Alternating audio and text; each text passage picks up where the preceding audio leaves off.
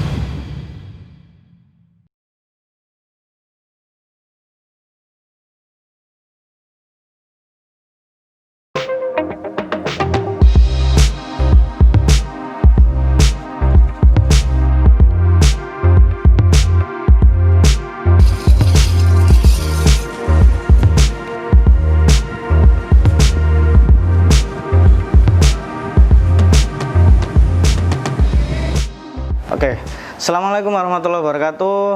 Bersama saya Samir dari Harian Surya. Oke, Tribuners, saat ini kami sedang mendapat kehormatan dan berbahagia. Dalam kesempatan kali ini, guna memperingati HUT Surya yang ke-31, kami berada di Kejaksaan Negeri Surabaya dan bertemu langsung dengan Kepala Kejari Surabaya, Bapak Anton Delianto. Assalamualaikum, Bapak. Waalaikumsalam warahmatullahi wabarakatuh. Kabar sehat selalu ya, Pak ya? Alhamdulillah. Alhamdulillah. Sehat. Oke. Nah, nanti kami akan berbincang dengan Bapak Kajari mengenai ubah laku selama pandemi new normal ini. Bagaimana keluh kesah daripada Bapak Kajari dalam menghadapi pandemi dan bagaimana menerapkan new normal terhadap jajarannya dan lika-liku yang ada di kota Surabaya. Baik, kalau begitu kita langsung aja ngobrol dengan Bapak Kajari Anton Delianto. Mungkin Pak. Ya. Oke. Assalamualaikum warahmatullahi wabarakatuh. Waalaikumsalam. Salam sehat dan selamat untuk kita semua. Jadi terima kasih, ini merupakan satu kehormatan bagi kami. Kami telah didatangi dari rekan-rekan wartawan dari Tribun Jawa Timur. Bahwa seperti yang disampaikan oleh dari rekan kami, bahwa dengan adanya COVID-19 ini merupakan masalah kita bersama. Di mana dalam COVID-19 ini semua segalanya penuh dengan keterbatasan. Baik. Ya, penuh dengan keterbatasan. Padahal di satu sisi kejaksaan mempunyai kewenangan dalam penegakan hukum, di mana kita harus tetap melaksanakan kegiatan-kegiatan dalam penegakan hukum, terus juga melayani masyarakat untuk mencari keadilan, juga melayani masyarakat yang berperkara, baik perkara pidana, perkara ringan, tipiring, dan juga pelanggaran. Jadi untuk itu kami dari Kejaksaan Negeri Surabaya, walaupun dengan keterbatasan, tapi kami tetap semangat untuk terus bekerja untuk melayani masyarakat. Yang pertama, yang saya di kantor ini, saya amankan dulu juga memutus mata rantai. Kita mulai masuk kantor, yaitu dengan protokol kesehatan, yaitu dengan mencuci tangan, memakai masker, juga diukur suhu badan suhu juga badan, dan juga menjaga jarak. Karena dalam pelayanan publik kita sudah sesuaikan dengan protokol kesehatan. Jadi tempat duduk juga kita bisa-bisa. Kenapa di Kejaksaan Negeri Surabaya dalam pelayanan tilang ini kan dulu sampai ribuan saya pernah masuk. Saya pertama kali masuk sebelum COVID, Mas. Iya, Pak, sampai menggerubel itu ya, Pak. 23.000. Sini udah kayak lapangan sepak bola. Ya disinilah kita mengadakan inovasi-inovasi. Yaitu kita apabila melayani pelanggan ini macam-macam. Ada yang pengennya cepat, ada yang pengennya gimana supaya nggak perlu datang ke kantor. Nah, inilah kita akhirnya membuat inovasi seperti dalam pelayanan tilang kita ada 5 juru sakti, yaitu untuk pelanggar yang pengen datang ke kantor ya kita layani dengan cepat, yaitu pelayanan tilang kurang dari 1 menit. Yaitu pernah juga kita dikunjungi dari BPS, dari Kejaksaan, juga dari Menpan, diukur memang pelayanan cepat, Pak, kurang dari 30 menit. Jadi layanan cepat ambil. Itu berlaku untuk seluruh kota Surabaya atau di luar kota Surabaya juga? Di Surabaya, wilayah di Surabaya. Kejari Surabaya. Itu ada 1 yang 5 juru sakti tadi. Yang kedua yaitu dengan delivery tilang. Delivery tilang. Jadi pelanggan tilang nggak perlu ngambil ke kantor, cukup WA langsung kita antar. Yang ketiga ada layanan drive-thru juga. Drive-thru juga. Roda 4 maupun roda 2. Dan juga ada tilang prioritas. Jadi maksudnya supaya orang sudah mendaftar seperti di bank tuh, Pak. Jadi mendaftar langsung datang langsung sudah terlayani gitu ya. Ini yang sebelum COVID sudah kita persiapkan itu semua. Nah, dengan adanya COVID ternyata ini juga bisa diterapkan. Bisa berkelanjutan begitu ya, Pak. Berkelanjutan. Pelanggar tilang ternyata yang ribuan tadi ternyata apa? Itu bisa berkurang dengan layanan-layanan kita dari 5 juru sakti. Ternyata banyak pelanggar tuh yang lebih memanfaatkan ini ya, Pak. Itu dengan kita juga kerjasama sama kantor pos. Jadi pelanggar tilang tidak perlu ngambil ke bayar ke kantor tapi langsung. cukup ke kantor pos. Kita kerjasama 32 kantor pos. Jadi layanannya jakpos. Dan dengan layanan-layanan ini tadi masyarakat tidak perlu lagi datang ke kantor. Cuma kadang-kadang kan masyarakat ini ada yang pengen cepat, wah nggak mau, pokoknya sudah kangen sama STNK atau sama SIM-nya, pengennya datang ke kantor, ya kita layani dengan cepat itu. Tapi alhamdulillah akhirnya mengurangi permasalahan tadi. Jadi yang dari ribuan yang baik tadi akhirnya sekarang mungkin Mbak Mas lihat sendiri, sekarang sudah banyak melakukan dengan delivery tilang, dengan layanan jakpos, dengan online seperti itu. Berarti otomatis juga mengurangi kontak langsung ya, Pak ya? Kontak langsung juga memutus mata rantai tadi. Jadi mengurangi orang yang datang ke kantor. Di satu sisi saya juga pegawai kami juga bisa terhindar juga. Nah ini juga saya juga di kantor saya bikinkan tempat cuci tangan, mulai di depan, nanti di tiap lantai kita siapkan juga. Terus juga di petugas pelayan tadi itu kita kasih mika, Pak. Jadi tujuannya supaya nggak bersentuhan langsung ngobrol, tapi mungkin ada di sarana PTSP itu sudah ada mika. Dan juga di layanan tilang sudah ada mika juga. Begitu juga dalam melakukan pemeriksaan juga itu juga kita berikan ini.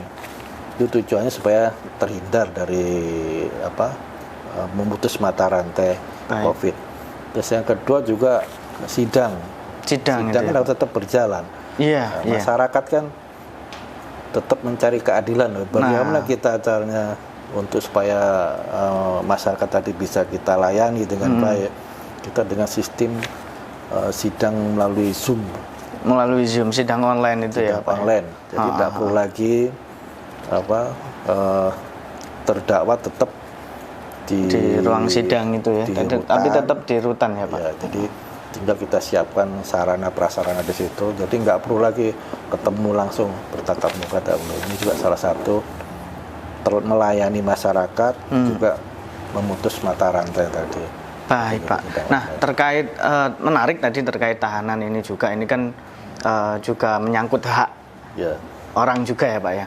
Nah ini Pak Anton, apalagi Kejari ini juga termasuk kejaksaan yang paling sibuk ya di Jawa Timur ini Pak, karena ribuan juga kasusnya. Nah ini adakah semacam inovasi atau ya inovasi untuk mencegah kontak langsung seperti yang kita ketahui, kadang tahap 2 juga langsung datang, si tersangka yang berperkara ini langsung datang. Nah itu gimana Pak? Ya, jadi kami juga ada layanan tahap 2 online Pak. Tahap 2 online. Tahap 2 online ini jadi polisi sebelum mengirim tersangka dan barang bukti itu sudah melalui sarana WA. Jadi kita sarana itu yang dengan biaya murah Pak, terjangkau. Dan WA tadi data-data sudah dikirim. Di kejaksaan sudah di memanfaatkan teknologi juga ya Pak. Tadi sehingga begitu tahap 2 dikirim, tidak lama-lama lagi langsung coba tanda tangan, langsung dia kembali lagi ke tahanan ya.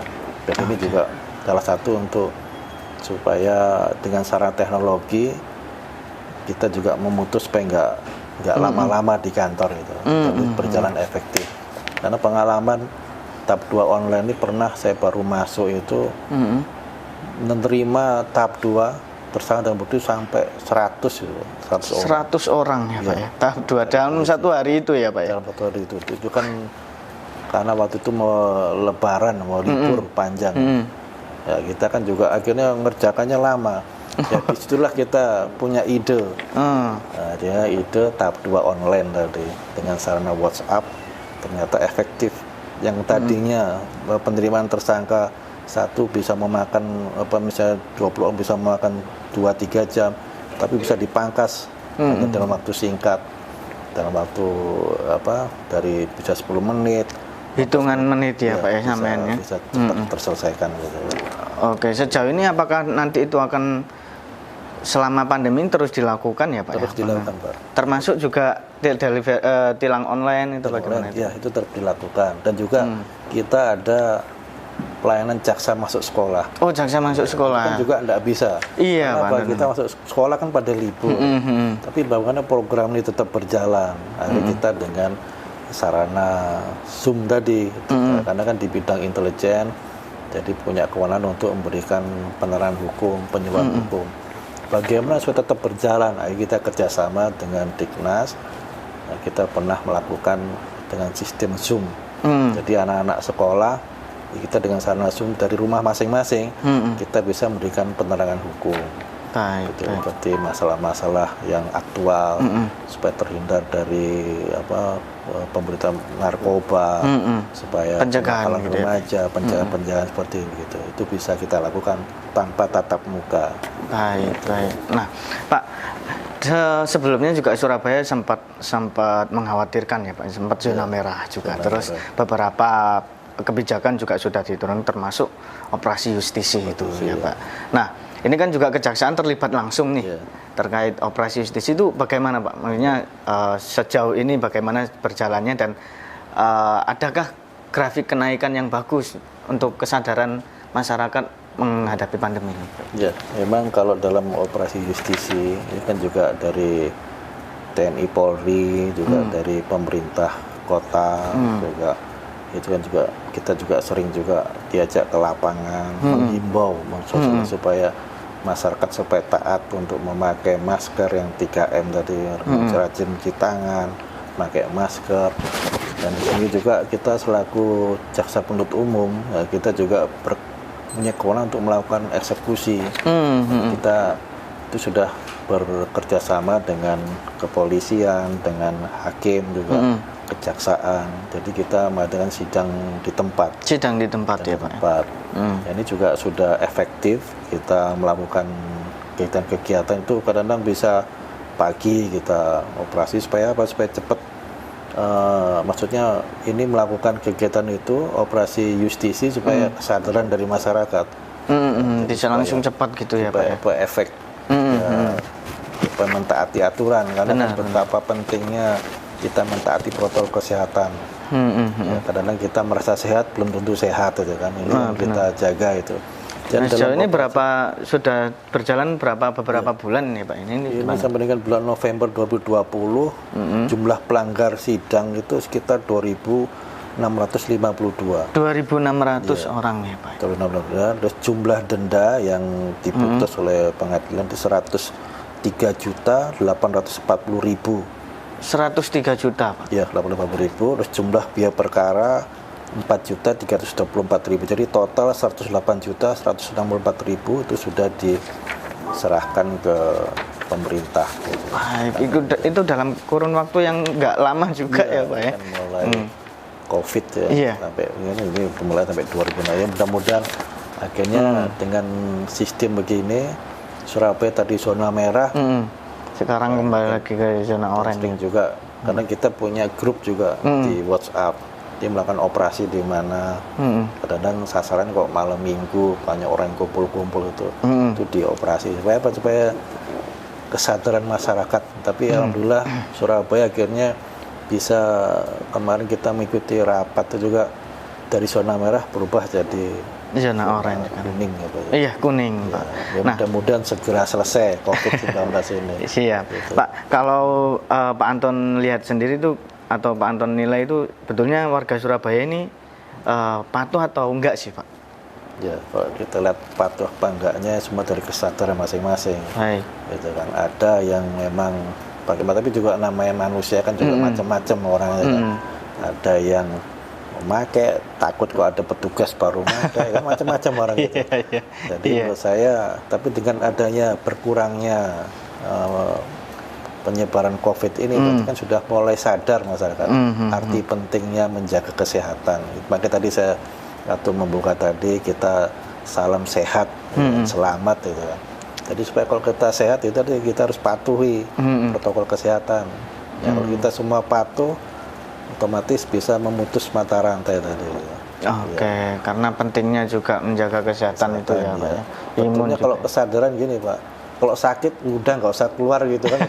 Kesadaran gitu lebih bagus ya. Benar. Kita juga orang kan rambut sama hitam macam-macam. Benar Pak. Nah, sejauh ini Pak Anton juga gimana ini Pak dalam menjaga kesehatan diri sendiri? Apakah juga sempat memberlakukan WFA dan gimana ini Pak Anton? Jadi kami dalam untuk protokol kesehatan ini itu juga sempat kita lakukan WFA juga awal-awal itu.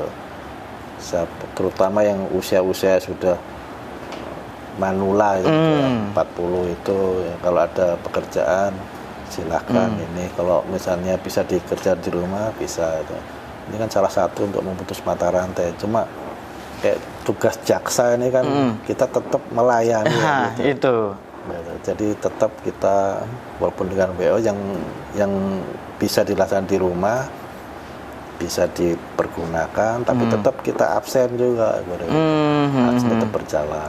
Berarti operasional jamnya juga ya Pak ya yang operasional tetap jam kerja tetap ya Pak ya. Misalnya bisa dikerjakan di rumah, tapi tetap dia punya kewajiban menyelesaikan pekerjaannya. Oke, baik. Nah, terkait zona sekarang Surabaya sudah mulai zona kuning ya Pak ya, dan juga belum bisa dibilang ini zona aman juga ya Pak ya. Nah ini gimana Pak tanggapan dari Bapak Anton sendiri untuk mengimbau kepada masyarakat khususnya untuk warga Surabaya? Jadi saya mengimbau kepada masyarakat ya untuk patuhi protokol kesehatan, ini sangat penting sekali, yaitu kita harus memakai masker, karena apa? Hindari jaga jarak, bersentuhan langsung gitu kan. Ini kan karena dengan bersentuhan langsung ini bisa tertular. Kan ibaratnya kan kayak COVID ini kayak orang sakit influenza itu. Iya, benar. Terus juga dia selalu menjaga kebersihan dengan cuci tangan.